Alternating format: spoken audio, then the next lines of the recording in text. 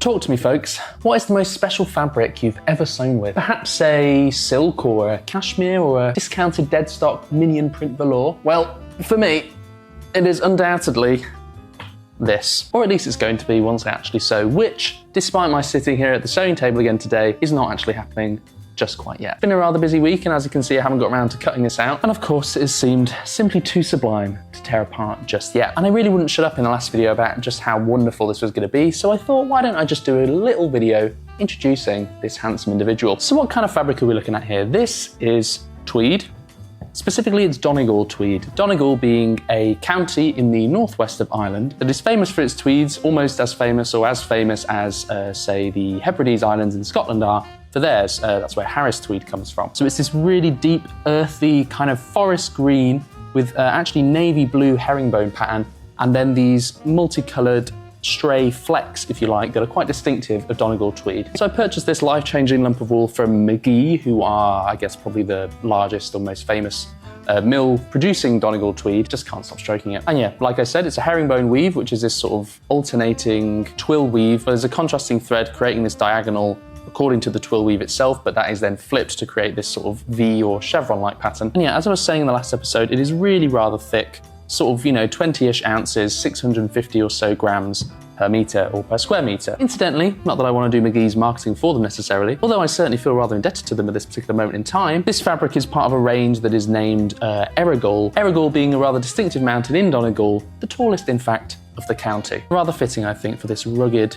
somewhat mystical piece of kit. So you can almost see here perhaps just how thick it is. And as for the texture, it's got this kind of defiant initial roughness, but then the kind of oiliness or the natural fattiness of the wool fibres leave a kind of smoother aftertaste, if you like. Don't know why I'm talking like a sommelier. I'd love to be like a tweed sommelier. That'd be fun. Yeah, it's really quite thick to the touch, at least sort of a couple of millimetres, I would say. And isn't this just wonderful? You've got these other sort of almost tealia greens, you've got these golden flecks, some brown, even this sort of strange cobalt blue. I saw there was like a red somewhere here and there. Oh, it's just magical stuff. It's just really magical stuff. And oddly, I do seem to really intuitively, oh my goodness. Okay, maybe I won't maneuver my coffee over this massive and indeed massively expensive lump of unwashable wool. But yes, I do seem to have a natural affinity for this kind of green and brown / black pattern situation, at least sort of subconsciously. I mean, it's very similar, and which I only noticed after buying it, to the sort of tweed imitation yarn-dyed Japanese fabric that I have, which I've made an earlier jacket out of. Yeah, I don't know, it just speaks to me. I really like the earthiness of it. I really like the blend of the natural colours somehow. No great mystery, I suppose. I mean, listen to me, I'm just rhapsodising at this point. Kind of my only worry is whether or not my poor little machine is going to be able to get through this. But with a wool weave, it's not like maybe really dense or heavy denim where it's very tightly packed and the needle kind of can't find the space through. I think it should be okay. If not, it's thimble time, isn't it? But if this video really is just going to be some sort of fabric show-off showcase, I might as well look at the trimmings as well, eh? Obviously, we have the canvas here, and this one is a thicker version, naturally, than the one I've used in my suit jackets. And the other one was sort of maybe around 140 grams per square metre. This one is more like 200. So yeah, more appropriate weight for this coat, sort of the heaviest I could find. Possibly I would ideally have wanted heavier, but I don't know. It's all to the good, isn't it? I think a really elegant 100% wool canvas fabric is a little bit beyond me, both in terms of price and also I actually don't really know where to procure such a thing. Yeah, and I mean, I am just going to follow, I think, the same canvas structure process that I've used in my suit jackets, specifically aiming for the heavier version. So in the last jacket I did, the summer suit one, I lightened up the plastron area a little bit. I think I'm going to go back and keep it nice and heavy in this case for reasons that I suppose are obvious. And yeah, I'm really looking forward actually, once I've canvassed those front panels, just seeing the way they take on that shape. And not least because this actually will be the first time I'm really working with true wool, just pure wool, at least in a tailoring context. I've sewed other garments with it before.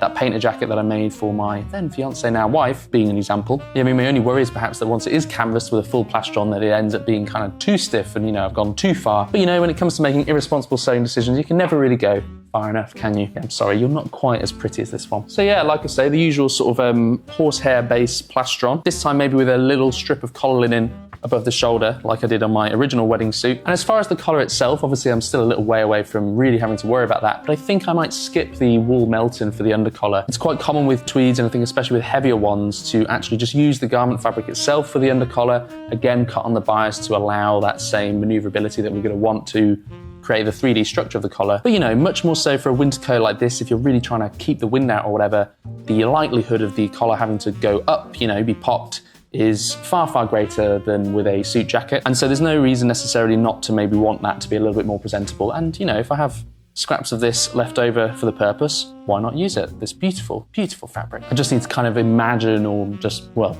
learn how that will affect seam allowances. If you remember with the undercollar, with the collar Melton, because of its sort of texture and structure, its natural structure, you don't actually need a seam allowance on that, and the raw edge of the Melton is hand stitched directly into the jacket.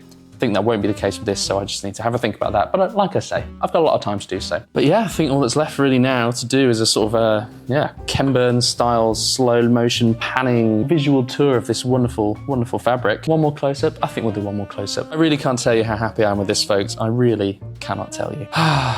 Well, no matter how many arms and legs it may have cost, it was certainly worth it. But okay, if you really want to ogle this fabric a little more, not that I would blame you, you can just, I guess, rewind the existing clips and rewatch them. For now, I'll try not to take up too much more of your time. Loath though I am to reduce this to scraps, so I'm going to get on and try and cut this out if I can. And I promise next time there'll be some actual sewing for your viewing delectation. And in the meantime, you can check out my feeble-minded attempts to create the overcoat pattern if you haven't already. Now, vis-a-vis cutting out, obviously regular viewers might know that my shears have been in a pretty sorry state of bluntness for quite some time. But no more. Guess we finally got them professionally sharpened. So why don't we have a little test snip and see if this is going to work.